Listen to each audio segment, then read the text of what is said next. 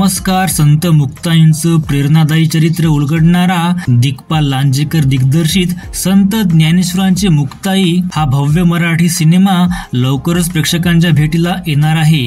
या सिनेमाच्या घोषणेनंतर सिनेमात कोणते कलाकार झळकणार याबद्दल प्रेक्षकांमध्ये मोठी उत्सुकता होती. अखेर मुख्य भूमिका साकारणाऱ्या कलाकारांची पहिली झलक समोर आली आहे. संत ज्ञानेश्वरांची मुक्ताई हा सिनेमा येत्या 18 एप्रिलला प्रदर्शित होणार आहे.